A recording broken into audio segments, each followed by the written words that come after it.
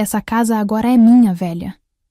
Essas foram as palavras que meu próprio genro gritou na minha cara quando voltei do hospital, me impedindo de entrar na casa que construí com minhas próprias mãos ao longo de 40 anos, a casa onde criei minha filha sozinha, a casa que era meu único refúgio no mundo. Se você quer ouvir mais histórias como essa, se inscreva no canal e aproveite. Já me conte de onde você está ouvindo essa história nos comentários.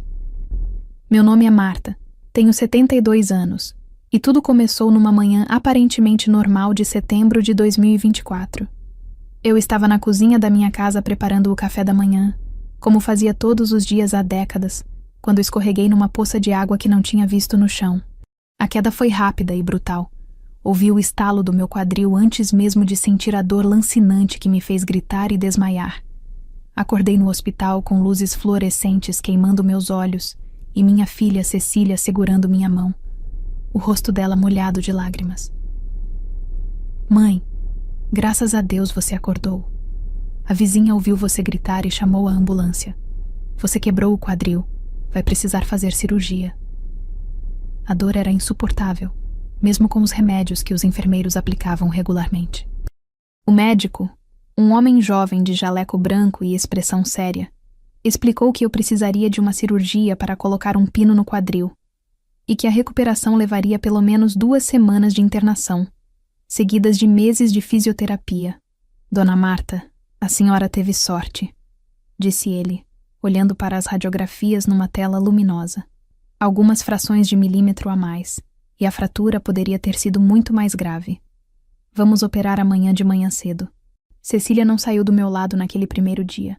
Ela arrumou meu travesseiro, trouxe água, segurava minha mão sempre que uma onda de dor me atingia. Paulo, meu genro, apareceu no final da tarde trazendo flores e uma caixa de chocolates, meus favoritos. Sogra, que susto você nos deu, disse ele com um sorriso que na época me pareceu genuíno. Mas não se preocupe com nada, a gente vai cuidar de tudo. A senhora só precisa se concentrar em ficar boa. Paulo sempre foi gentil comigo desde que começou a namorar minha filha há 5 anos. Ele trabalhava como corretor de imóveis, sempre bem vestido, sempre com palavras amáveis, sempre oferecendo ajuda quando eu precisava de algo consertado em casa. Cecília parecia feliz com ele, e isso bastava para mim. Eles moravam num apartamento alugado do outro lado da cidade, mas vinham me visitar regularmente aos domingos. Mãe, você precisa de alguma coisa da sua casa? Cecília perguntou naquela noite, sentada na cadeira desconfortável ao lado da minha cama de hospital. Roupas, documentos, alguma coisa específica? Minha bolsa com os documentos está na gaveta da minha cômoda. Respondi, ainda tonta pelos medicamentos. E preciso que alguém cuide da casa enquanto estou aqui. Pode regar as plantas, dar uma olhada se está tudo bem? Claro, mãe. Na verdade... Cecília trocou um olhar com Paulo, que estava encostado na parede mexendo no celular. Na verdade, a gente estava pensando em ficar lá durante sua internação. É mais perto do hospital do que nosso apartamento, e assim podemos cuidar melhor das suas coisas. Você se importa? A proposta fazia sentido. Minha casa ficava até apenas 10 minutos do hospital, enquanto o apartamento deles ficava do outro lado da cidade, levando mais de 40 minutos de trânsito. Claro que não me importo, filha. Aliás, fico até mais tranquila sabendo que vocês estão lá. Você sabe onde fica a chave reserva? Sei sim, mãe. Embaixo do vaso de samambaia na varanda, como sempre. Na manhã seguinte, fui levada para a sala de cirurgia. Lembro-me vagamente de rostos mascarados, luzes intensas, alguém dizendo para eu contar de trás para frente a partir de 100. Não cheguei nem no 90 antes de o mundo desaparecer. Acordei horas depois com uma dor diferente, mais profunda, acompanhada de uma sensação estranha de fraqueza. A cirurgia havia sido um sucesso, me disseram, mas eu precisaria ficar em observação e começar a fisioterapia gradualmente. Os primeiros dias foram os mais difíceis. A dor, mesmo controlada por medicamentos fortes, era constante. Simples movimentos como virar na cama ou ir ao banheiro se tornaram tarefas hercúleas que exigiam a ajuda de enfermeiros pacientes.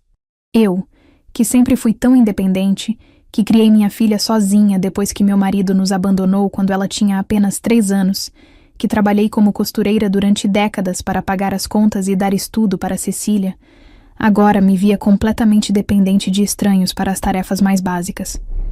Cecília e Paulo me visitaram nos 3 primeiros dias religiosamente.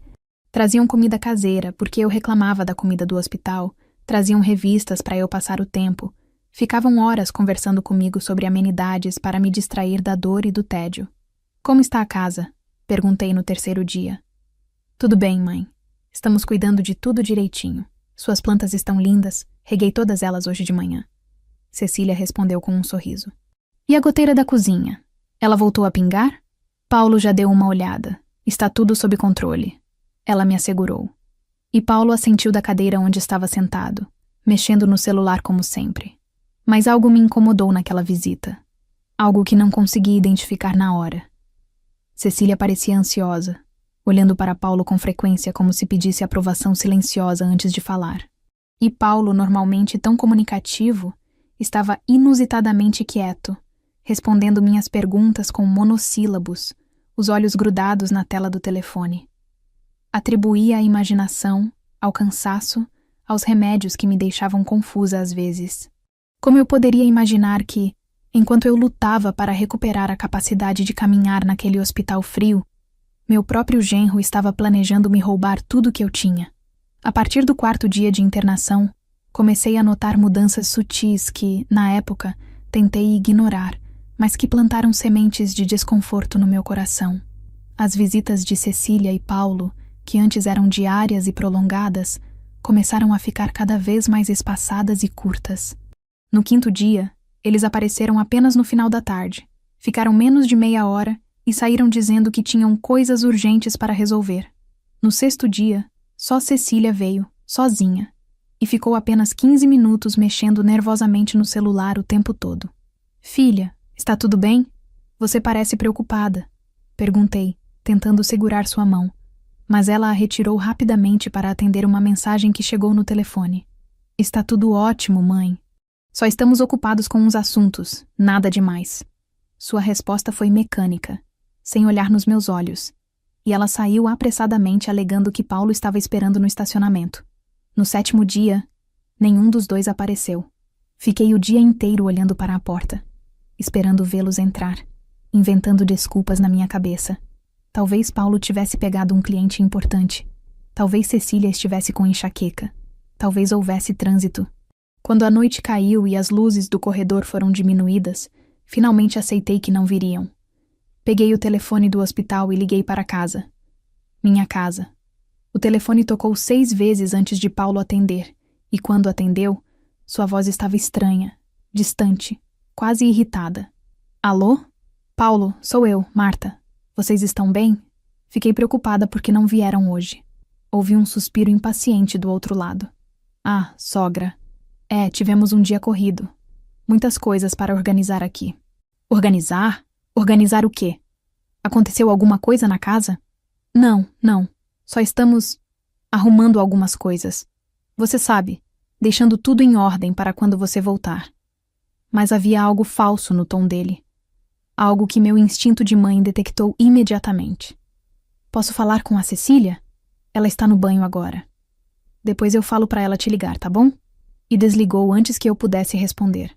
Fiquei segurando o telefone, ouvindo o sinal de linha morta, com um aperto no peito que não tinha nada a ver com a cirurgia.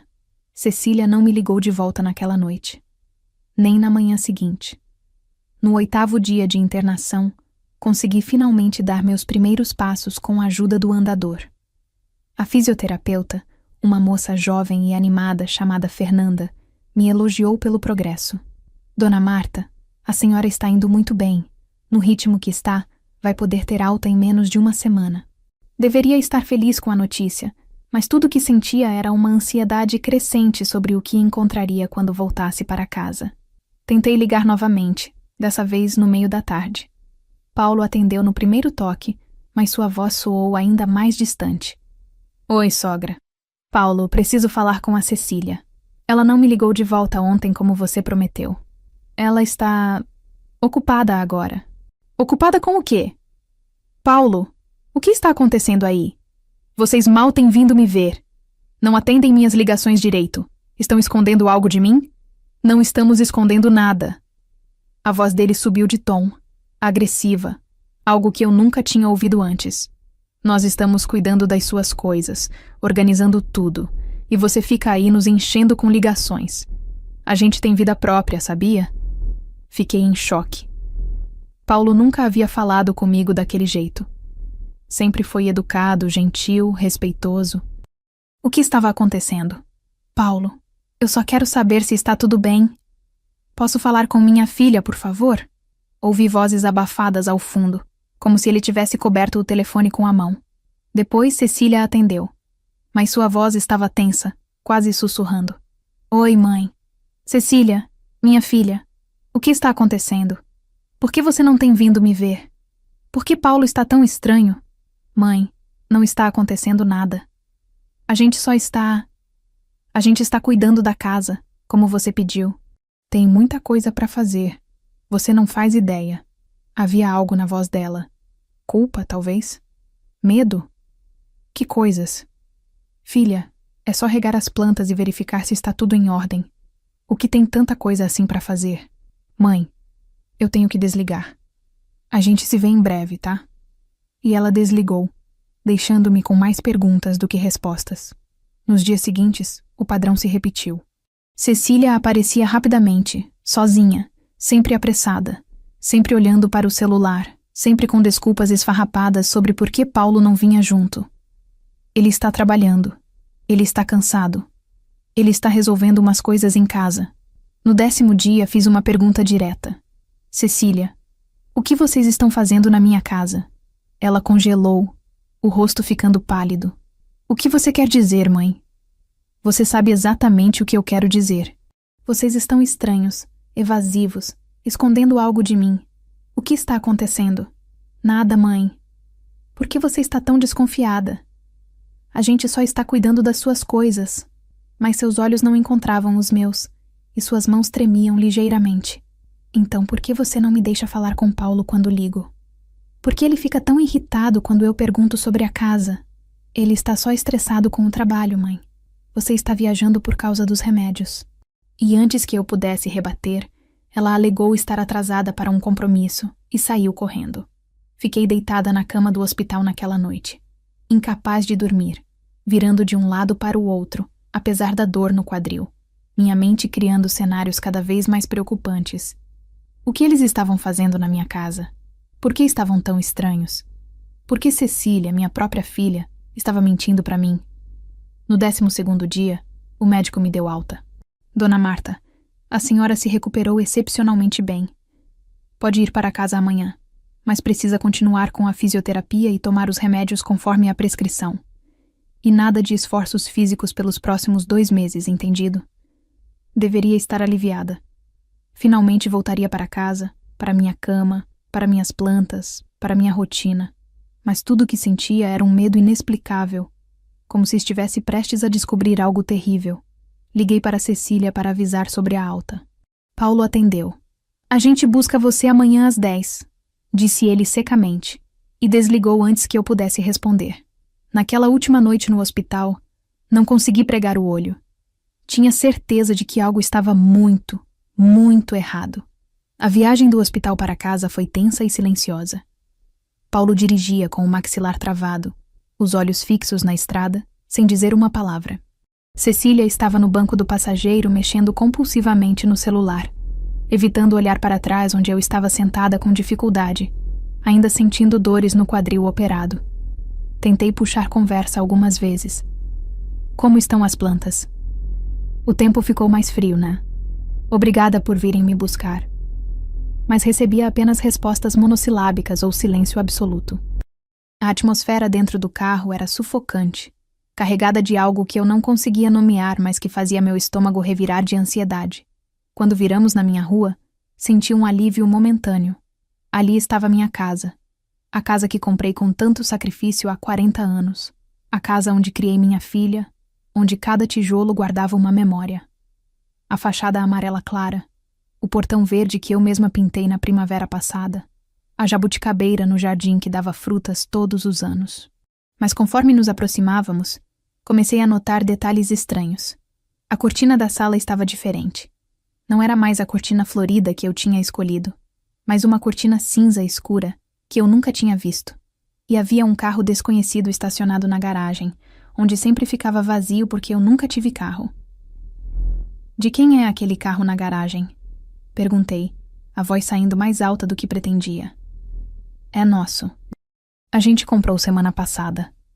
Paulo respondeu secamente, estacionando na rua. Ah, que bom, murmurei, mas algo no tom dele me deixou ainda mais inquieta. Paulo saiu do carro rapidamente e foi direto para a porta da frente sem me oferecer ajuda. Cecília teve que voltar para me ajudar a descer do banco traseiro, segurando meu braço enquanto eu manobrava meu corpo dolorido para fora do veículo. Cada movimento era uma agonia, e o andador que o hospital me emprestou estava no porta-malas, que Paulo já tinha fechado e trancado. Paulo, preciso do andador, gritei, mas ele já estava na porta da casa, mexendo nas chaves. Depois eu pego, ele gritou de volta sem se virar. Apoiada em Cecília, subi os 3 degraus da entrada com extrema dificuldade, cada passo enviando ondas de dor pelo meu quadril. Quando finalmente chegamos à porta, Paulo a abriu de par em par e simplesmente ficou parado ali, bloqueando a entrada, me encarando com uma expressão que nunca tinha visto no rosto dele. "O que você está fazendo aqui?" ele disse. Não perguntou. Afirmou, como se eu fosse uma intrusa. Ri nervosamente, achando que era uma piada de mau gosto. "Paulo, que brincadeira é essa? Eu moro aqui. Estou voltando do hospital. De novo você, velha ridícula!" Ele gritou, e o veneno na voz dele me fez dar um passo para trás, quase perdendo o equilíbrio. "Não te ensinaram no hospital que essa casa não é mais sua?" O mundo pareceu parar.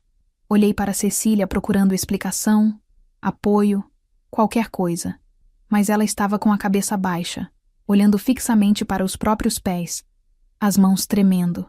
"Cecília, o que ele está dizendo? Que brincadeira é essa?" Minha voz saiu trêmula, assustada. Paulo deu um passo para o lado, me deixando ver o interior da minha casa. E o que vi me fez as pernas quase cederem. Tudo estava diferente. A sala que eu deixei com meus móveis antigos mais amados, o sofá bege onde Cecília dava seus primeiros passos se apoiando, a estante de madeira onde guardava fotos de família, a mesinha de centro que herdei da minha mãe, tudo tinha sumido. No lugar, havia móveis modernos que eu nunca tinha visto. Um sofá de couro preto, uma TV gigante na parede, uma estante de metal e vidro. "Onde estão meus móveis?" sussurrei, entrando cambaleante mesmo sem ser convidada. "Onde estão minhas coisas? Dei para a caridade. Aqueles trastes velhos não serviam para nada." Paulo respondeu com desprezo, cruzando os braços enquanto me observava explorar minha própria casa como uma estranha. Fui até o corredor que levava aos quartos, cada passo doendo fisicamente e emocionalmente. A porta do meu quarto estava aberta, e quando olhei para dentro, senti como se tivessem arrancado meu coração. Minha cama de casal, onde dormi por 40 anos, tinha sumido. No lugar havia uma cama king size moderna. Meu guarda-roupa de madeira maciça tinha sido substituído por um armário planejado. Minhas cortinas floridas, trocadas por persianas, minhas fotos nas paredes, todas removidas. Vocês deram meu quarto?" Consegui dizer entre lágrimas que começavam a cair. "Não demos, tomamos", Paulo disse, aparecendo atrás de mim. "Essa casa agora é minha, Marta. Você não mora mais aqui." Virei para ele em choque total. "Como assim é sua? Essa é minha casa. Eu paguei por ela. Eu tenho a escritura, Você tinha a escritura. Agora ela está no meu nome." Ele sorriu. Um sorriso cruel que me fez perceber que eu não conhecia esse homem de verdade. "Você está senil, esquecida, incapaz de cuidar de si mesma. Foi atestado por médicos. Então sua filha, sua única herdeira, decidiu transferir a casa para mim como forma de proteção ao patrimônio familiar." "Cecília!" gritei, virando para minha filha que ainda estava na sala, encolhida contra a parede. "Cecília, fala que isso não é verdade. Fala que você não fez isso comigo." Ela finalmente levantou o rosto e vi lágrimas descendo por suas bochechas. Mãe, a gente precisava garantir o futuro. Paulo disse que era a melhor forma, que você ia entender depois. Entender? Minha voz saiu num grito agudo de dor e traição. Entender que minha própria filha me roubou? Que vocês aproveitaram que eu estava no hospital se recuperando de uma cirurgia para tomar tudo que eu tenho? Você não tem nada, velha. Paulo avançou em minha direção, agressivo, e instintivamente recuei. Você é uma senhora de 72 anos sem renda, sem nada para oferecer a ninguém. Essa casa estava sendo desperdiçada com você morando sozinha. Agora ela vai ter uma utilidade de verdade. Utilidade? Eu vivi aqui por 40 anos. Criei minha filha aqui sozinha depois que o pai dela nos abandonou. Essa casa é minha vida. Era sua vida. Agora pegue suas coisas e saia. Minhas coisas? Repeti, ainda tentando processar a dimensão da traição que estava vivendo. Paulo, você não pode me expulsar da minha própria casa. Isso é ilegal. Eu vou chamar a polícia. Ele riu, uma risada genuína de escárnio. Chame, por favor, chame. E quando eles chegarem, vou mostrar os documentos que provam que essa casa está no meu nome. Documentos legais, assinados por você mesma. Eu nunca assinei nada. Eu nunca transferi essa casa para você. Gritei, minha voz ecoando pelas paredes que eu mesma havia pintado anos atrás. Paulo foi até a mesa da sala. Aquela mesa moderna de vidro que substituiu minha mesa de madeira, onde Cecília fazia o dever de casa quando criança. E pegou uma pasta marrom. Voltou até mim e jogou papéis na minha cara, literalmente. As folhas voaram ao redor e caíram no chão, e eu tive que me abaixar penosamente, com dor lancinante no quadril, para pegar uma delas. Era uma escritura de transferência de propriedade. Data: 15 de setembro de 2024, 5 dias depois da minha internação. O documento alegava transferir a propriedade da Rua das Acácias, número 347, de Marta Silva Ferreira, para Paulo Roberto Mendes. E ali, no final do documento, estava uma assinatura que supostamente era minha. Minhas mãos tremiam segurando o papel. Isso é falso. Essa não é minha assinatura. Eu estava no hospital nessa data, acabada de sair de uma cirurgia. É sua assinatura, sim. Temos até testemunhas que confirmam que você assinou. Paulo retrucou, apontando para os nomes das testemunhas no documento. Eu não conhecia nenhuma daquelas pessoas. E tem mais. Ele continuou, pegando outro papel da pasta. Aqui está um laudo médico atestando que você apresenta sinais de senilidade precoce, perda de memória, incapacidade de tomar decisões financeiras. Por isso, a transferência da casa foi necessária, para proteger seu patrimônio antes que você fizesse alguma besteira. Peguei o papel com mãos trêmulas. Era um laudo médico com carimbo e tudo, assinado por um Dr. Fernando Carvalho que eu nunca tinha ouvido falar. O documento descrevia uma paciente com declínio cognitivo severo, episódios de confusão mental, incapacidade de gerir bens. Nada daquilo era verdade, mas ali estava, preto no branco, com carimbo de médico e tudo. Isso é tudo falsificação, consegui dizer entre soluços de raiva e desespero. Eu nunca consultei esse médico. Eu não tenho senilidade nenhuma. Eu estava no hospital por causa de uma fratura no quadril, não por problemas mentais. Prove, Paulo disse simplesmente, cruzando os braços com aquele sorriso cruel. Você tem testemunhas? Tem provas? Porque eu tenho. Tenho documentos, tenho laudos médicos, tenho tudo certinho. Essa casa é minha agora, legalmente. Olhei para Cecília, ainda encolhida contra a parede, chorando silenciosamente. Cecília, pelo amor de Deus, fala para ele parar com isso. Você sabe que eu não tenho problema nenhum mental. Você é minha filha. Como você pode deixar ele fazer isso comigo?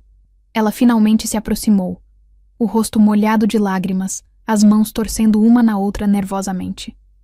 Mãe, eu pensei que era para o nosso bem. Paulo disse que a gente podia antecipar a herança, que você ia acabar deixando a casa para mim mesmo quando falecesse. Então por que não fazer isso agora e garantir nosso futuro? Antecipar a herança? Minha voz saiu num grito agudo. Cecília, eu não estou morrendo. Eu tenho 72 anos e quebrei o quadril. Não estou à beira da morte. E mesmo que estivesse, essa casa é minha. Eu tenho o direito de viver nela até meu último dia. A gente precisava da casa, mãe. Cecília continuou, a voz pequena, cheia de culpa, mas também de uma justificativa patética. O apartamento onde a gente mora é alugado. A gente paga uma fortuna todo mês. Paulo disse que se a gente tivesse essa casa, poderia economizar, investir, construir um futuro melhor. Então foi isso? Olhei para os dois com uma mistura de horror e compreensão. Vocês cuidaram de mim, vieram me visitar no hospital, se ofereceram para cuidar da casa. Tudo isso era só para ter a oportunidade de me roubar? Não foi roubo, Paulo disse friamente. Foi uma transferência legal de propriedade. Você está confusa, velha. A idade está te pegando. Eu não estou confusa! Gritei com toda a força que tinha nos pulmões, sentindo dor no peito, no quadril, em cada parte do meu corpo e da minha alma. Vocês forjaram documentos. Vocês falsificaram minha assinatura. Isso é crime. Prove, ele repetiu, agora avançando em minha direção com uma expressão ameaçadora. Vá na polícia, vá na justiça, contrate um advogado. Boa sorte provando qualquer coisa. Você é uma velha pobre, sem recursos, sem testemunhas. Ninguém vai acreditar em você. Eu vou... Tentei falar, mas as palavras morreram na minha garganta quando ele se aproximou ainda mais, invadindo meu espaço pessoal. Você vai nada. Vai pegar suas roupas, vai catar seus trastes velhos que ainda não joguei fora e vai sair da minha casa. Agora. Paulo, para! Cecília finalmente falou, se aproximando. Não precisa ser assim. Mãe, a gente pode conversar, achar uma solução. Solução? Virei para ela, toda a dor e traição transbordando em raiva. A solução era vocês não terem me roubado. A solução era você ser uma filha de verdade em vez de uma golpista. Ela começou a soluçar mais alto, mas eu não tinha mais compaixão sobrando. Toda minha energia estava focada em tentar entender como minha vida havia desmoronado tão completamente em 2 semanas. Paulo foi até o quarto. Meu quarto.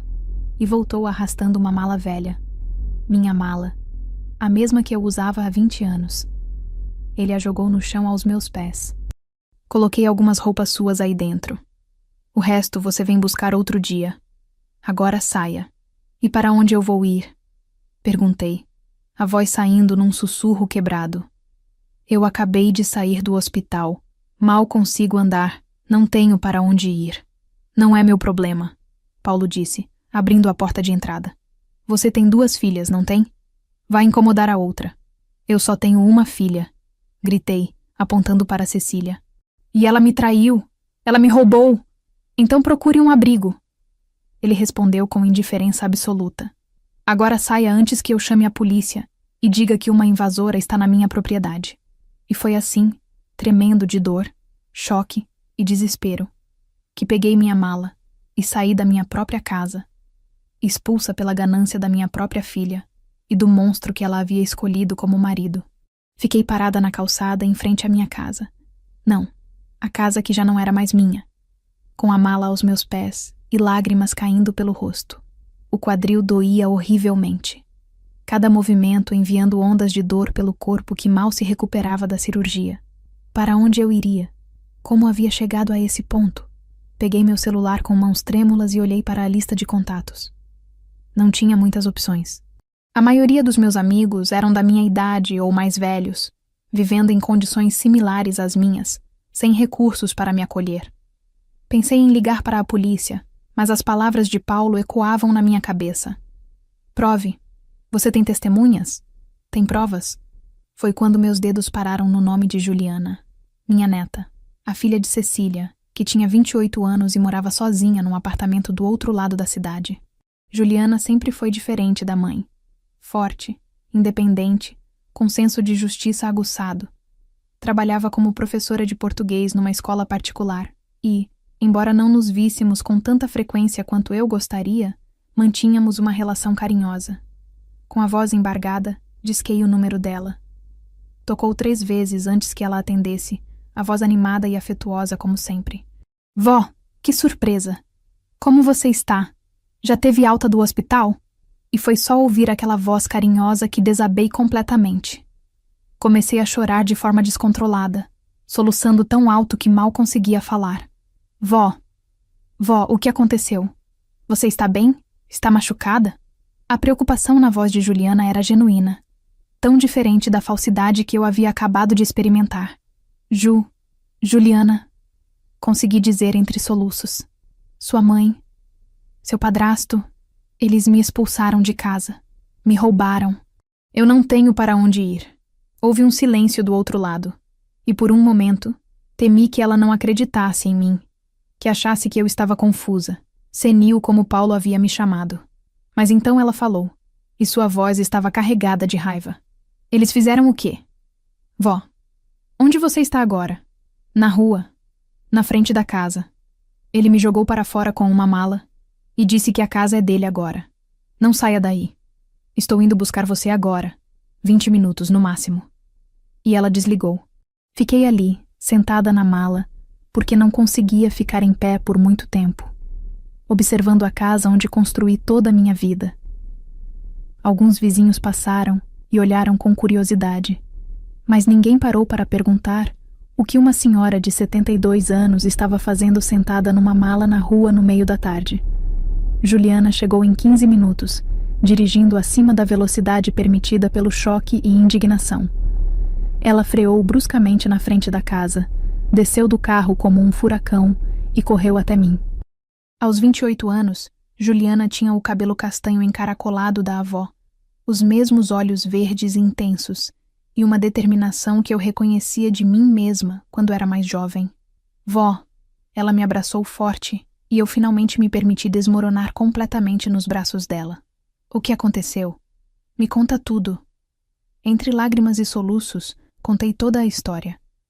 A internação, as visitas cada vez mais raras, a volta para casa, a revelação horrível de Paulo, os documentos falsificados, a traição de Cecília.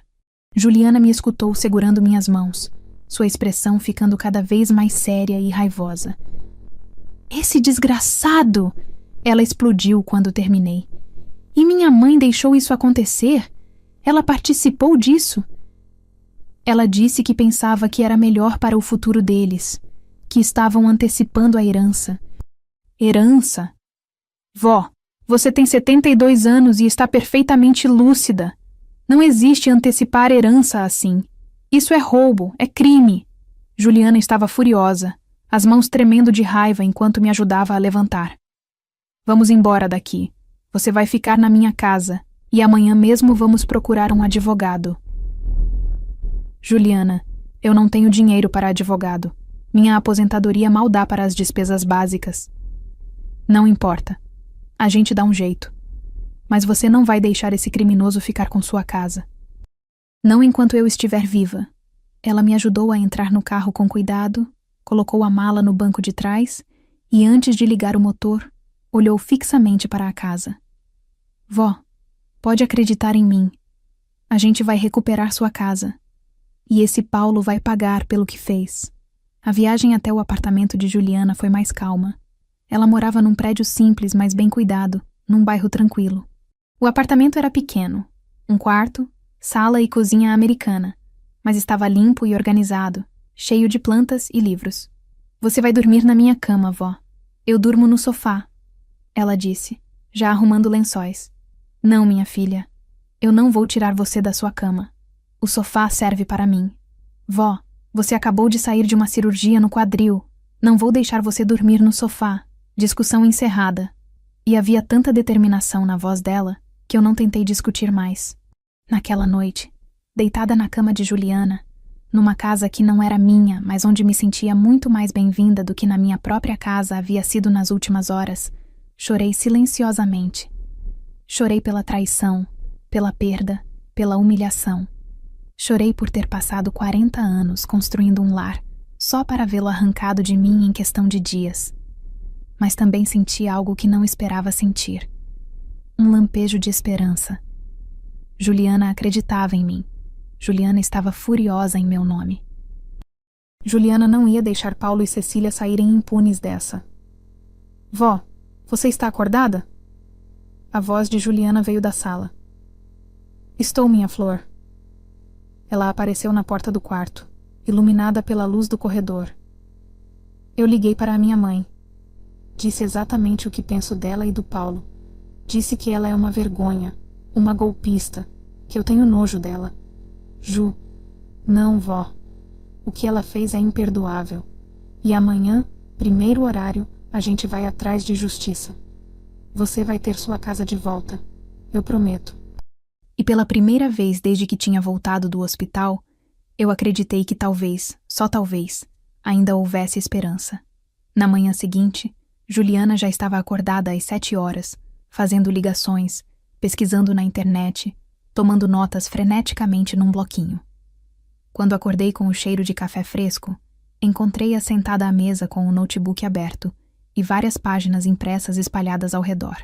Bom dia, vó. Café está pronto. E eu já encontrei um advogado especializado em direito de família e fraudes contra idosos, Dr. Henrique Almeida. Ele tem ótimas avaliações e aceita casos pro bono em situações especiais. Já marquei consulta para as 10 horas. Pro bono? O que é isso? Perguntei, sentando-me devagar à mesa, ainda sentindo dor no quadril a cada movimento. Significa que ele pode fazer de graça ou cobrar apenas se ganhar o caso. Expliquei a situação dele por e-mail, e ele respondeu que quer nos atender hoje mesmo. Disse que o caso parece grave e que precisa agir rápido. Às 9h30 já estávamos no carro a caminho do escritório do Dr. Henrique, localizado num prédio comercial no centro. Juliana tinha reunido todos os documentos que conseguiu. Minha certidão de nascimento, documentos de identidade, comprovantes de que eu era proprietária da casa desde 1984. Laudos médicos do hospital comprovando que fui internada apenas por fratura no quadril. O escritório do Dr. Henrique era simples, mas profissional. Uma recepcionista simpática nos recebeu e nos conduziu até uma sala de reuniões onde um homem de aproximadamente 55 anos, cabelos grisalhos, óculos de armação discreta e terno azul marinho, nos esperava. Ele se levantou quando entramos, estendendo a mão primeiro para mim. Dona Marta, é um prazer conhecê-la. Sou Henrique Almeida, e você deve ser Juliana, disse, cumprimentando também minha neta. Por favor, sentem-se. Li o e-mail que você enviou, Juliana, e confesso que fiquei chocado. Infelizmente, casos como esse são mais comuns do que as pessoas imaginam. Sentamos e por mais de 40 minutos contei toda a história novamente. O Dr. Henrique ouvia atentamente, fazendo anotações meticulosas num bloco amarelo, interrompendo ocasionalmente para fazer perguntas específicas. Dona Marta, a senhora assinou algum documento enquanto estava no hospital? Não, absolutamente nada. Mal conseguia segurar uma caneta por causa da dor e dos remédios. A senhora em algum momento deu procuração para sua filha ou para o genro? Nunca. Nunca assinei procuração para ninguém. E esse laudo médico que eles apresentaram atestando senilidade, a senhora conhece esse médico? Dr. Fernando Carvalho? Nunca ouvi falar dele na minha vida. O único médico que me atendeu foi o ortopedista do hospital, Dr. Ribeiro. E ele pode confirmar que eu estava completamente lúcida. Dr. Henrique assentiu, continuando a escrever. E esses documentos de transferência de propriedade? A senhora pode me mostrar uma cópia? Juliana puxou da bolsa os papéis que Paulo tinha jogado em mim no dia anterior. O advogado os examinou cuidadosamente, virando as páginas, observando cada detalhe com olhos treinados. Isso aqui, ele disse finalmente, batendo o dedo numa página específica. É uma falsificação grosseira. A data da suposta assinatura é 5 dias após sua internação, num momento em que você ainda estava sob efeito de anestesia e medicamentos pesados. Nenhum cartório sério faria uma transferência de propriedade nessas condições. Então eu posso recuperar minha casa? Perguntei, a esperança acendendo no meu peito. Não apenas pode, como vai. Dona Marta, o que fizeram com a senhora é crime de estelionato qualificado, falsificação de documento público e abuso de incapazes. São crimes graves que podem resultar em vários anos de prisão. Juliana se inclinou para a frente, os olhos brilhando. Quanto tempo vai levar? O que precisamos fazer? Primeiro vamos solicitar uma perícia grafotécnica para comprovar que as assinaturas são falsas. Depois, vamos entrar com uma ação de nulidade dessa transferência de propriedade. Paralelamente, vamos fazer um boletim de ocorrência na delegacia para abrir inquérito criminal contra seu genro. Mas Paulo disse que tinha testemunhas, que estava tudo legal. Comecei, a dúvida me assaltando novamente. Testemunhas? Deixe-me ver os nomes. Ele verificou os documentos. Fernanda Costa e José Silva. Dona Marta, a senhora conhece essas pessoas? Não. Nunca ouvi falar. Vou investigar. Aposto que vamos descobrir que são pessoas conhecidas do Paulo, possivelmente até cúmplices no golpe. Isso só piora a situação dele. O doutor. Henrique passou mais meia hora explicando o processo legal, os prazos, as etapas. Seria necessário reunir documentos, fazer laudos periciais, possivelmente testemunhar em audiências. Não seria rápido nem fácil, mas ele estava confiante. A justiça é lenta, Dona Marta. Não vou mentir para a senhora. Mas temos um caso sólido. A senhora está lúcida, coerente, tem documentos comprovando que era a proprietária legítima. E mais importante, tem uma neta que vai lutar ao seu lado. Juliana segurou minha mão. A gente vai até o fim, vó. Sobre os honorários, Dr. Henrique disse, fechando sua pasta. Vou fazer o seguinte. Cobro apenas se ganharmos o caso. E mesmo assim será um percentual mínimo do valor da casa. Casos de abuso contra idosos me tocam pessoalmente. Minha própria avó passou por situação similar anos atrás. E eu era jovem demais para ajudá-la. Considere isso minha forma de honrar a memória dela. Saímos do escritório 2 horas depois, com uma pasta cheia de documentos para assinar, uma lista de coisas para providenciar e, pela primeira vez desde o pesadelo começar, uma sensação real de que eu poderia vencer. No caminho de volta, Juliana estava radiante. Viu, vó? Eu disse que a gente ia conseguir. O Dr. Henrique é incrível e ele já vai começar a trabalhar hoje mesmo. Minha filha, como vou te agradecer? Sem você, eu não saberia nem por onde começar. Vó, você me criou junto com a minha mãe quando eu era pequena. Você me buscava na escola, fazia meu lanche, me ajudava com o dever. Você acha mesmo que eu ia deixar alguém te fazer mal?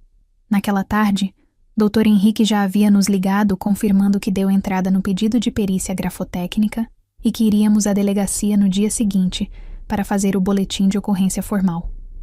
A guerra estava apenas começando, mas pela primeira vez, eu tinha um exército ao meu lado.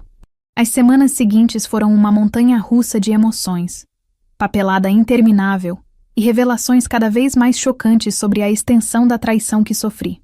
Dr. Henrique trabalhou com uma eficiência impressionante. Na segunda-feira seguinte à nossa primeira consulta, já tínhamos registrado o boletim de ocorrência na delegacia.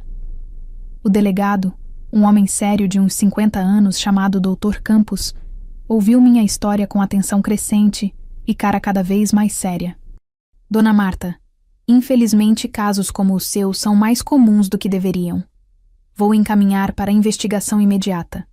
Precisamos agir rápido antes que seu genro tente vender a propriedade ou fazer alguma outra manobra. Foi exatamente o que o Dr. Henrique havia alertado. Ele entrou com uma liminar de urgência, impedindo qualquer transação envolvendo minha casa até que o caso fosse resolvido. O juiz concedeu a liminar em 48 horas, citando evidências preliminares de fraude documental. Mas a parte mais importante foi a perícia grafotécnica. 2 semanas depois da consulta inicial, recebi a ligação que mudaria tudo. Dona Marta, é o Dr. Henrique. Acabei de receber o laudo da perícia. As assinaturas nos documentos de transferência são definitivamente falsas. O perito detectou diferenças significativas na pressão da caneta, no traçado das letras, e confirmou que não foram feitas pela mesma pessoa que assinou os documentos originais de compra da casa nos anos 1980. Meu coração disparou. Então eu posso provar que Paulo falsificou? Mais do que isso. O laudo é pericial, tem valor legal absoluto. Com isso, vamos entrar com a ação de nulidade e já solicitar a abertura de inquérito policial formal por estelionato e falsificação de documento público. Durante esse período, tive que prestar vários depoimentos. O primeiro foi no cartório onde supostamente havia sido feita a transferência. Quando chegamos lá com o Dr. Henrique, descobrimos algo surpreendente. Essa transferência nunca passou pelo nosso cartório, disse a tabeliã, uma senhora de meia-idade de óculos, examinando os documentos. O carimbo está correto, mas o número de registro é falso. Alguém falsificou não apenas as assinaturas, mas o próprio carimbo do cartório. Isso é possível? Perguntei chocada. Infelizmente, sim. Existem pessoas que falsificam carimbos para dar aparência de legalidade a documentos fraudulentos. Vou fazer um relatório oficial confirmando que essa transferência nunca foi registrada aqui. Era cada vez mais claro que Paulo não tinha agido sozinho. Aquilo era uma operação elaborada, não um golpe improvisado. A maior revelação veio 2 semanas depois, quando a polícia chamou Juliana e eu para a delegacia para uma atualização sobre a investigação. Dona Marta, começou o delegado Campos, abrindo uma pasta grossa sobre a mesa. Investigamos o histórico do seu genro, Paulo Roberto Mendes, e descobrimos algo perturbador. Ele colocou sobre a mesa várias fotografias e documentos. Paulo tem histórico de relacionamentos anteriores onde aplicou golpes similares. Há 3 anos, namorou uma senhora de 68 anos em outro estado e tentou transferir o apartamento dela para seu nome usando o mesmo método. Laudos médicos falsos alegando senilidade, documentos forjados. Sentiu sangue gelar nas veias. Ele já fez isso antes? Sim. Naquele caso, a família descobriu a tempo, e ele fugiu antes de ser preso. Mudou de cidade, assumiu nova identidade parcialmente, manteve o nome, mas alterou documentos secundários, e começou de novo aqui. Encontramos também evidências de pelo menos mais 2 casos similares em cidades diferentes. Juliana estava pálida ao meu lado. Minha mãe sabe disso? Ela sabe que casou com um criminoso profissional? Não sabemos ao certo. Precisamos interrogá-la também. Ela pode ser vítima ou cúmplice. Nos dias seguintes, a investigação se aprofundou. Descobriram que o tal Dr. Fernando Carvalho, que havia assinado o laudo falso de senilidade, nem sequer era médico de verdade. Era um conhecido de Paulo que falsificava laudos médicos por dinheiro. Ele foi preso numa operação conjunta. As testemunhas que supostamente haviam presenciado minha assinatura, Fernanda Costa e José Silva, também foram localizadas. Fernanda era ex-namorada de Paulo, e José era primo dele. Ambos foram intimados a prestar depoimento, e confrontados com as evidências, confessaram que assinaram os documentos como testemunhas falsas em troca de dinheiro. Seu genro pagou R$1.000 para cada um deles, explicou o delegado. Eles acharam que era só uma questão de família, que estavam apenas ajudando a regularizar uma transferência que já estava acertada. Não imaginavam que era um golpe completo. Com todas essas evidências, Dr. Henrique entrou com a ação judicial formal. O processo incluía pedido de anulação imediata da transferência fraudulenta, reintegração de posse, danos morais e denúncia criminal contra Paulo por estelionato qualificado, falsificação de documento público, formação de quadrilha e abuso contra idoso.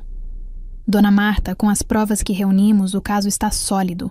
Dr. Henrique me garantiu numa reunião 3 semanas após começarmos. A perícia grafotécnica, os depoimentos das testemunhas falsas, o histórico criminal do Paulo, o laudo do cartório confirmando falsificação, nenhum juiz vai deixar isso passar. Mas o que mais me doeu nesse processo todo não foram as revelações sobre Paulo. De certa forma, ele sempre foi um estranho para mim. O que realmente partiu meu coração foi quando precisei confrontar a participação de Cecília. Vó, a polícia quer interrogar minha mãe, Juliana me contou numa tarde, a voz carregada de tristeza e raiva.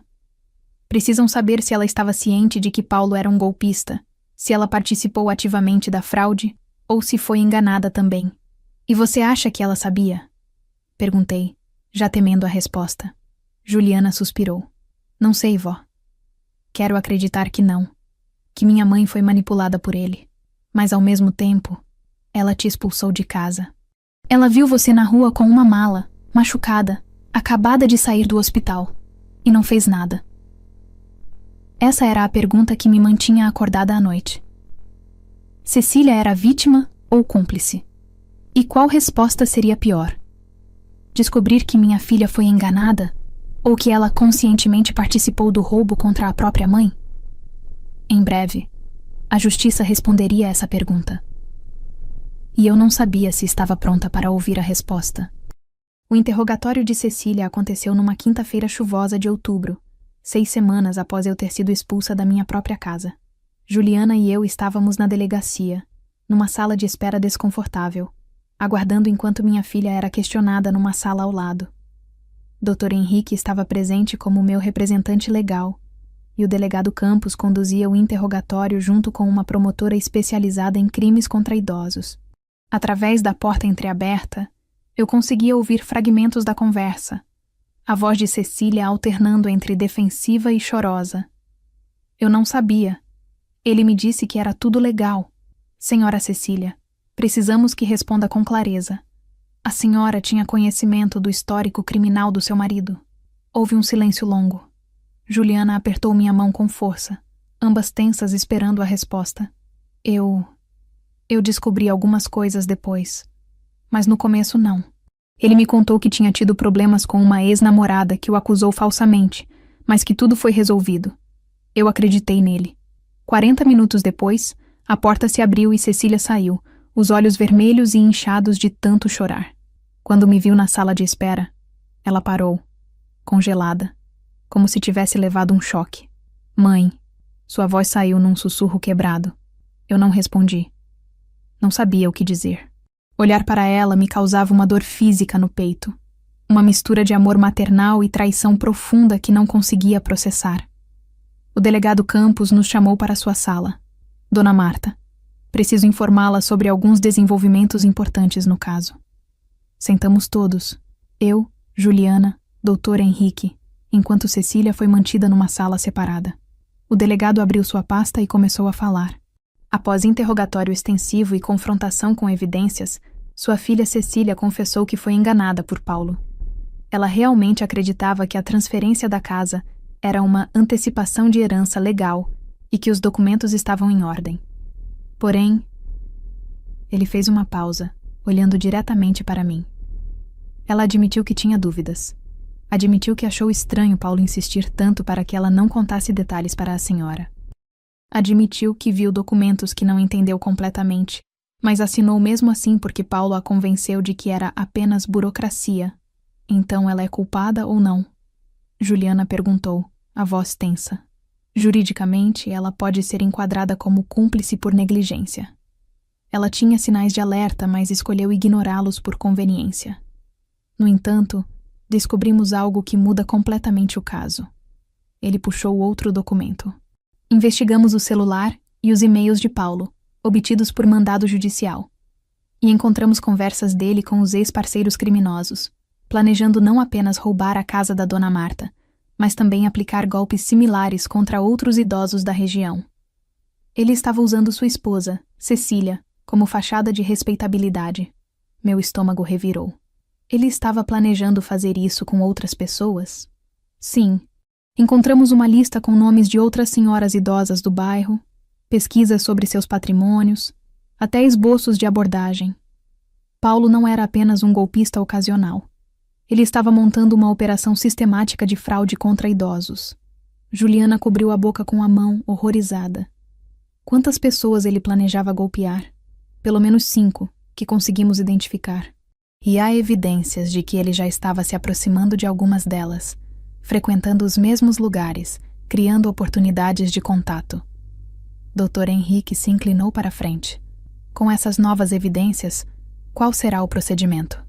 Estamos expedindo mandado de prisão preventiva contra Paulo Roberto Mendes por formação de quadrilha, estelionato qualificado em múltiplas tentativas, falsificação de documento público e abuso contra idosos. A pena pode chegar a 8 anos. E Cecília? Perguntei, minha voz saindo mais fraca do que gostaria. O delegado suspirou. Cecília está numa posição complicada. Ela claramente foi manipulada, mas também teve participação, mesmo que passiva. Ela assinou documentos, facilitou o acesso dele à casa da senhora. Não questionou quando deveria. A promotoria ainda vai decidir se vai processá-la ou apenas considerá-la testemunha. Mas ela decidiu cooperar completamente. ele continuou. Está fornecendo todos os detalhes que lembra, todas as conversas, todos os documentos.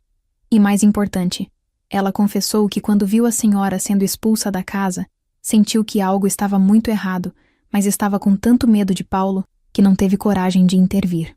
Naquele momento, a porta se abriu e a promotora entrou, uma mulher de uns 40 anos, expressão séria, mas não hostil. Dona Marta, poderia falar com sua filha? Ela está pedindo para conversar com a senhora. Não é obrigatório, mas pode ajudar no processo. Olhei para Juliana, que balançou a cabeça veementemente. Vó, você não precisa fazer isso. Não agora. Mas algo dentro de mim, talvez curiosidade, talvez aquele amor maternal que nunca morre completamente, me fez assentir. Eu falo com ela.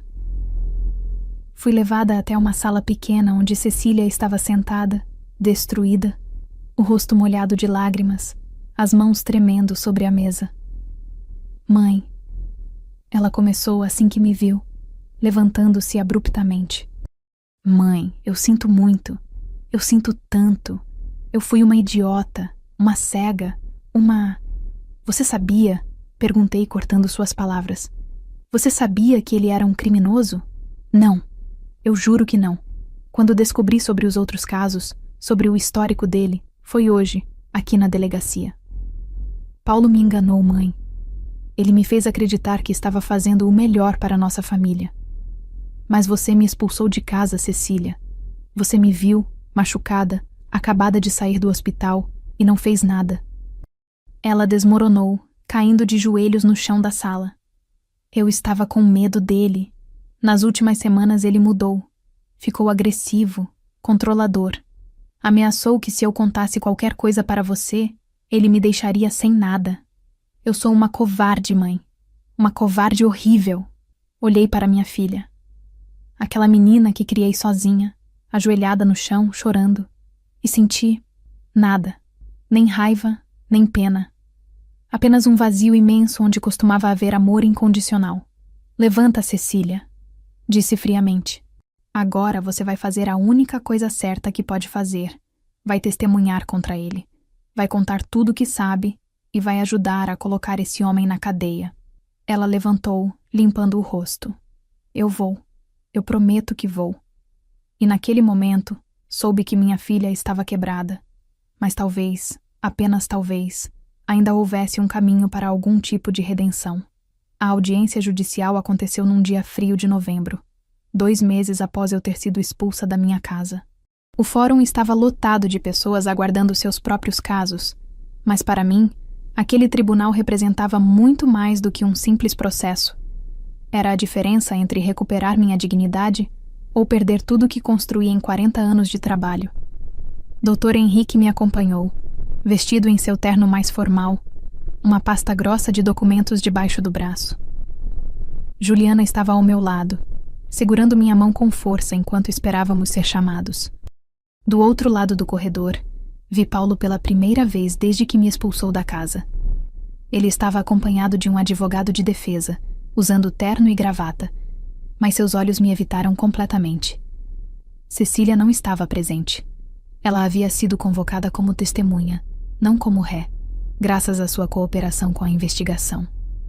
Caso número 4.588-2/2024, Marta Silva Ferreira versus Paulo Roberto Mendes, ação de nulidade de transferência de propriedade, anunciou o oficial de justiça. Entramos na sala de audiência, um espaço formal com madeira escura e o brasão da República na parede. O juiz, Dr. Augusto Faria, um homem de uns 60 anos com expressão severa, já estava sentado em sua cadeira elevada, folheando os autos do processo. Bom dia, ele começou, ajustando os óculos. Vamos direto ao ponto. Li todo o processo, analisei as perícias, os depoimentos, as provas apresentadas. É um caso grave de fraude documental com elementos agravantes. Doutor. Henrique, pode apresentar seu resumo. Dr. Henrique se levantou. Postura confiante, mas respeitosa. Excelência, minha cliente, Dona Marta Silva Ferreira, de 72 anos, foi vítima de um golpe elaborado enquanto estava internada para cirurgia no quadril. O réu, Paulo Roberto Mendes, Aproveitou-se da vulnerabilidade dela para forjar documentos de transferência de propriedade, falsificar assinaturas, criar laudos médicos falsos alegando senilidade e recrutar testemunhas falsas. Tudo isso está comprovado pela perícia grafotécnica, pelos depoimentos das testemunhas que confessaram e pelo histórico criminal do réu. O advogado de Paulo se levantou. Excelência, meu cliente nega todas as acusações. Alega que a transferência foi consensual, que Dona Marta estava plenamente ciente e... Dr. Souza. O juiz o interrompeu secamente. Eu li a perícia grafotécnica. As assinaturas são incontestavelmente falsas. Não há espaço para debate sobre isso. E o advogado de defesa hesitou, claramente não esperando que o juiz fosse tão direto. Excelência, mas há a questão da boa-fé do meu cliente. Boa-fé? O juiz ergueu as sobrancelhas. Dr. Souza, seu cliente tem histórico de golpes similares em 3 estados diferentes. Foi isso que a investigação policial descobriu. Onde exatamente está a boa-fé? Fui chamada para depor. Sentei-me na cadeira designada, meu coração batendo forte, e jurei dizer a verdade. Doutor, Henrique conduziu as perguntas com gentileza, me fazendo contar toda a história desde o início. A queda, a internação, como confiei em Cecília e Paulo para cuidar da casa, o choque de voltar e descobrir que tudo havia sido roubado de mim. Dona Marta, a senhora em algum momento assinou documentos transferindo sua propriedade para o réu? Nunca, senhor. Eu mal conseguia segurar uma caneta no hospital por causa da dor e dos remédios. A senhora em algum momento foi consultada sobre essa transferência? Não. Eu descobri tudo quando voltei do hospital e ele me impediu de entrar na minha própria casa. O advogado de Paulo teve sua chance de me questionar, mas suas perguntas eram fracas, tentando insinuar confusão mental que simplesmente não existia. Respondi a cada uma com clareza e firmeza, provando que estava completamente lúcida. Cecília foi chamada em seguida. Ela entrou na sala visivelmente nervosa, evitando olhar para Paulo, que a encarava com uma expressão de raiva e traição. Quando jurou dizer a verdade, sua mão tremia tanto que mal conseguiu levantar. Senhora Cecília, Dr. Henrique começou. A senhora pode nos contar o que descobriu sobre seu marido após a investigação policial? Com a voz embargada, Cecília contou tudo. Como Paulo a manipulou, como ele tinha histórico de golpes similares que ela desconhecia, como ele a convenceu de que estava fazendo o melhor para a família. E então, ela disse algo que me surpreendeu. Eu quero pedir desculpas publicamente para minha mãe, ela disse, olhando diretamente para mim pela primeira vez. Eu fui cega, covarde e egoísta.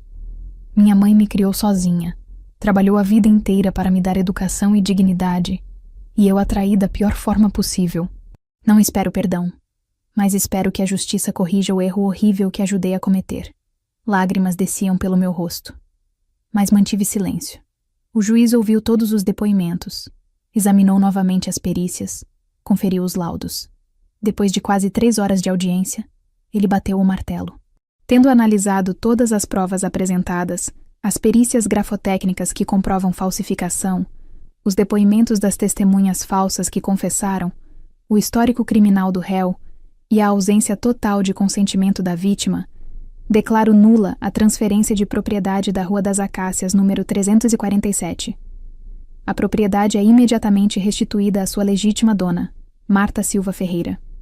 Juliana gritou de alegria ao meu lado, me abraçando forte. Eu estava em choque, mal conseguindo processar que havia vencido. Além disso, o juiz continuou, sua voz severa. Condeno o réu Paulo Roberto Mendes a 4 anos de reclusão em regime fechado pelos crimes de estelionato qualificado, falsificação de documento público e abuso contra idoso. Condeno também ao pagamento de indenização por danos morais no valor de R$50 mil à vítima. Paulo ficou pálido, seu advogado tentando argumentar, mas o juiz já havia decidido. E determino a prisão imediata do réu. Oficial, proceda. 2 policiais se aproximaram de Paulo, que começou a gritar. Isso é injustiça. Eu tenho direitos. Cecília, faz alguma coisa. Mas Cecília apenas desviou o olhar, enquanto ele era algemado e retirado da sala aos gritos. Quando saímos do tribunal, O sol estava brilhando pela primeira vez em semanas. Dr. Henrique me abraçou. Parabéns, Dona Marta. Justiça foi feita.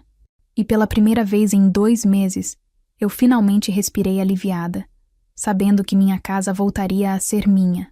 O dia da reintegração de posse chegou 1 semana após a sentença judicial.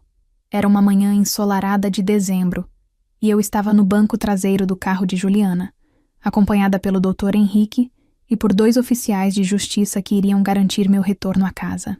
Durante aquela semana, Paulo havia tentado todos os recursos possíveis para adiar a execução da sentença, mas todos foram negados. Ele estava preso preventivamente, aguardando o julgamento das outras acusações criminais que pesavam contra ele. Mas ainda tinha procuradores agindo em seu nome tentando ganhar tempo. Conforme nos aproximávamos da Rua das Acácias, meu coração começou a acelerar. Seriam quase 3 meses desde que eu havia sido expulsa da minha própria casa. 3 meses de humilhação, dor e luta. Mas agora, finalmente, eu estava voltando como a legítima proprietária, amparada pela lei. Quando chegamos em frente ao número 347, vi que havia um grupo pequeno de vizinhos na calçada. Dona Maria, do número 352, acenou para mim com um sorriso. Seu Jorge, do número 340, levantou o polegar em sinal de apoio. Eles tinham acompanhado toda a saga pelos jornais locais, que publicaram matérias sobre o golpe e a condenação de Paulo. Os oficiais de justiça desceram primeiro, carregando documentos e equipamentos. Um deles, um homem alto de uns 40 anos chamado Rogério, tocou a campainha. Nada. Tocou novamente. Silêncio. Vou usar a chave, eu disse, pegando a chave reserva que milagrosamente ainda funcionava. Mas antes que pudesse fazer isso, a porta se abriu bruscamente e lá estava Paulo.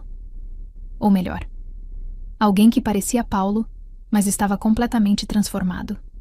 Ele havia emagrecido visivelmente, tinha olheiras profundas, barba por fazer, roupas amarrotadas. Não estava mais preso. Aparentemente havia conseguido liberdade provisória temporária para reunir seus pertences. "O que vocês querem?"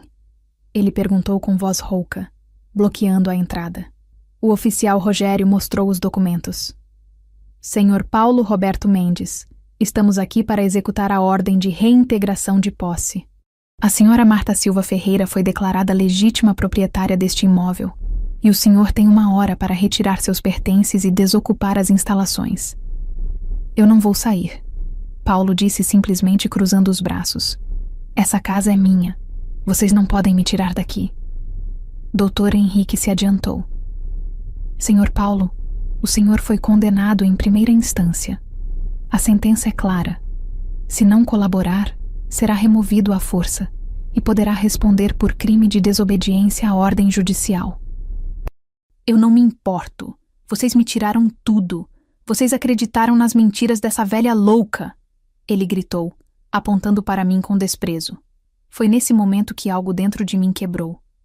Não era mais medo, não era mais dúvida. Era raiva pura e justiça. "Mentiras?" Avancei em sua direção, apoiada em Juliana, mas com força na voz. "As perícias provaram que você falsificou minha assinatura. Suas testemunhas confessaram que mentiram. Seu histórico de golpes em 3 estados foi exposto. Onde exatamente estão as mentiras, Paulo?" Ele me encarou com ódio. "Você deveria estar grata. Essa casa estava sendo desperdiçada com você aqui sozinha. Uma velha inútil que não produz nada. Eu ia fazer algo útil com ela." "Algo útil? Como vender e embolsar o dinheiro?" Juliana retrucou furiosa. "Como usar como base para golpear outras idosas? A polícia achou sua lista, seu monstro." Os oficiais de justiça perderam a paciência. "Senhor Paulo, o senhor tem 2 opções. Sai por bem ou sai à força. Escolha agora." Paulo olhou ao redor, vendo que não tinha apoio, que estava completamente sozinho. Seus ombros caíram, a bravata desmoronando. "Eu preciso de tempo para pegar minhas coisas", ele murmurou. "Você tem 1 hora", o oficial repetiu, olhando para o relógio. "E nós vamos supervisionar para garantir que leve apenas o que é seu." Entramos na casa e foi um choque ver novamente o que ele havia feito com meu lar. Os móveis modernos que ele havia comprado, a TV gigante, as decorações que não tinham nada a ver comigo. Mas foram detalhes que notaria depois.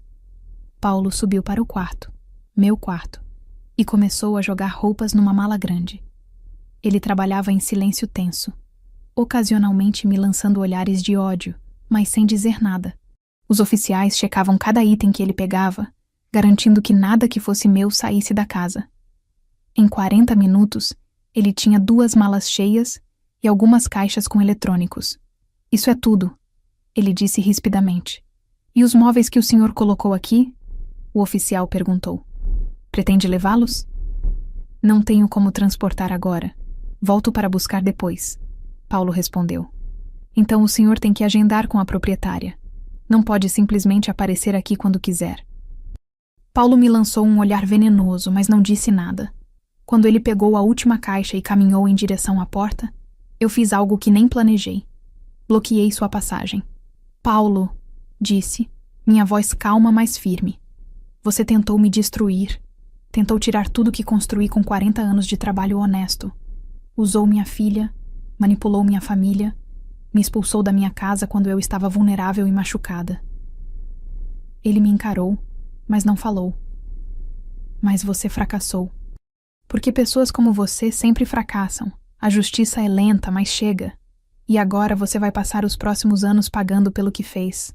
E eu vou seguir vivendo na minha casa, reconstruindo minha vida, enquanto você apodrece numa cela lembrando do dia em que subestimou uma velha inútil. Por um momento, vi algo passar pelos olhos dele. Talvez arrependimento. Talvez apenas raiva de ter sido pego. Mas ele desviou o olhar e saiu pela porta sem dizer uma palavra. Observamos ele colocar as malas no carro que Cecília havia comprado com o dinheiro do meu golpe. Observamos ele dar partida e ir embora. E quando o carro desapareceu na esquina, eu finalmente respirei fundo. Bem-vinda de volta à sua casa, avó, Juliana disse, me abraçando forte. E pela primeira vez em 3 meses, eu estava realmente em casa. 6 meses se passaram desde que recuperei minha casa. Era maio de 2024. E o outono pintava meu jardim com cores douradas, enquanto eu tomava chá na varanda, observando a jabuticabeira que voltava a dar frutos depois de tanto tempo negligenciada. A casa havia passado por uma transformação completa. Com parte da indenização que Paulo foi obrigado a pagar, Juliana me ajudou a fazer reformas. Pintamos as paredes, trocamos cortinas, compramos móveis novos, mas com o meu estilo. Simples, aconchegantes, cheios de história. Meu quarto voltou a ser meu, com minha cama de casal que Juliana encontrou num brechó, quase idêntica à que eu tinha antes. As fotos de família estavam de volta nas paredes, incluindo várias novas com Juliana. Meu quadril havia se recuperado completamente. Fazia fisioterapia 3 vezes por semana e já conseguia caminhar sem dor, até cuidar do jardim sem dificuldade. Voltei a frequentar o grupo de costura da igreja. Reencontrei amigas que não via há meses. Reconstruí minha rotina. E, mais importante, reconstruí minha dignidade. Paulo estava cumprindo pena numa penitenciária estadual. Segundo o doutor Henrique, ele tentou apelar da sentença, mas foi negado em todas as instâncias. Deveria cumprir pelo menos 3 anos antes de ter direito à progressão de regime. Às vezes eu pensava nele ali, preso, pagando por seus crimes, e sentia nada, nem satisfação, nem pena. Apenas um vazio onde antes havia indignação. Quanto a Cecília, não tivemos contato nenhum durante os primeiros 5 meses. A promotoria decidiu não processá-la criminalmente, considerando-a vítima da manipulação de Paulo, mas ela estava respondendo a processos cíveis e havia se divorciado oficialmente. Segundo Juliana, ela estava morando sozinha num apartamento pequeno, trabalhando num emprego administrativo, tentando reconstruir sua vida. Foi numa tarde chuvosa de maio que ouvi a campainha tocar. Abri a porta e lá estava ela. Cecília, minha filha. Ela havia emagrecido, tinha fios grisalhos que não estavam lá antes, olheiras profundas.